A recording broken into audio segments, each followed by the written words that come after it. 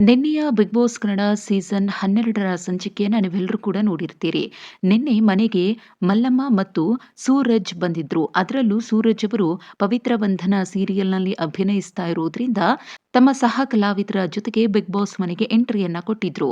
ಸೂರಜ್ ಅವರು ಮನೆಯಲ್ಲಿರುವಂತಹ 7 ಮಂದಿ ಸ್ಪರ್ಧಿಗಳಿಗೆ ಮನೆಯಲ್ಲಿ ನಿಮ್ಗೆ ಯಾರ ಜೊತೆಯಲ್ಲಿ ಪವಿತ್ರ ಬಂಧನವಿದೆ ಅಂತ ಕೇಳ್ತಾರೆ. ಅದಕ್ಕೆ ಒಬ್ಬೊಬ್ಬರೇ ಸ್ಪರ್ಧಿ ಉತ್ತರವನ್ನ ಕೊಡ್ತಾರೆ. ರಕ್ಷಿತಾ ನನಗೆ ಫ್ರೆಂಡ್ ಆಗಿ ಗಿಲ್ಲಿ ಸಿಕ್ರು ಅಂತ ಹೇಳಿ ಗಿಲ್ಲಿಯವರ ಹೆಸರನ್ನ ತೆಗೆದುಕೊಳ್ತಾರೆ. ಇನ್ನು ರಘು ಮತ್ತು ಕಾವ್ಯ ಕೂಡ ಗಿಲ್ಲಿಯವರೊಂದಿಗೆ ಪವಿತ್ರವಾದ ಬಂಧನ ಇದೆ ಅಂತ ಹೇಳ್ತಾರೆ. ಆದ್ರೆ ಇಂಟ್ರೆಸ್ಟಿಂಗ್ ಅಂದ್ರೆ ಗಿಲ್ಲಿ ನಟ ಕಾವ್ಯ ಅವರ ಹೆಸರನ್ನ ತೆಗೆದುಕೊಳ್ಳಬಹುದು ಅಂತ ಎಲ್ಲರೂ ಕೂಡ ನಿರೀಕ್ಷೆ ಮಾಡ್ತಿದ್ರು.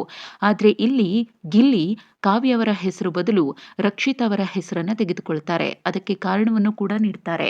ನಾನು ಮನೆಯಲ್ಲಿ ಊಟ ಮಾಡಿರೋ ತಟ್ಟೆಯನ್ನ ಕೂಡ ಎತ್ತಿಡಲ್ಲ. ಈ ಮನೆಯಲ್ಲಿ ರಕ್ಷಿತಾ ನಂಗೆ ಊಟದ ವಿಚಾರದಿಂದ ಹಿಡಿದು ಎಲ್ಲದರಲ್ಲೂ ಕೂಡ ತುಂಬಾ ಚೆನ್ನಾಗಿ ನೋಡ್ಕೊಂಡಿದ್ದಾಳೆ. ಪ್ರತಿಯೊಂದು ವಿಷಯದಲ್ಲೂ ಕೂಡ ನನ್ನನ್ನ ಕೇರ್ ಮಾಡ್ತಾ ಇದ್ಲು ರಕ್ಷಿತಾ ಅಂತ ಹೇಳ್ತಾರೆ. ಅಷ್ಟು ಮಾತ್ರವಲ್ಲ, ರಕ್ಷಿತಾಳನ್ನ ನೋಡಿದಾಗ ನನ್ನ ತಾಯಿಯೇ ನೆನಪಾಗುತ್ತೆ ಅಂತ ಗಿಲ್ಲಿ ನಟ ಭಾವುಕರಾದ್ರು ಕೂಡ.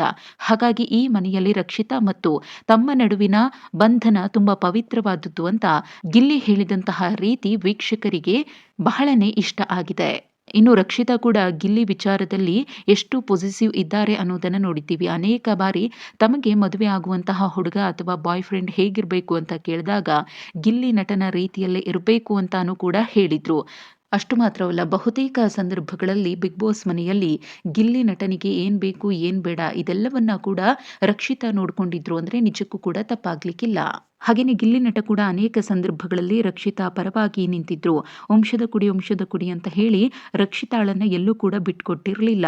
ಹಾಗಾಗಿ ಇವರಿಬ್ಬರ ಬಾಂಧವ್ಯವನ್ನ ನೋಡಿದಂತಹ ಅಭಿಮಾನಿಗಳು ಕೂಡ ಇವರಿಬ್ಬರ ಸ್ನೇಹ ಹೀಗೇನೆ ಇರಲಿ ಅಂತ ಶುಭ ಹಾರೈಸ್ತಿದ್ದಾರೆ.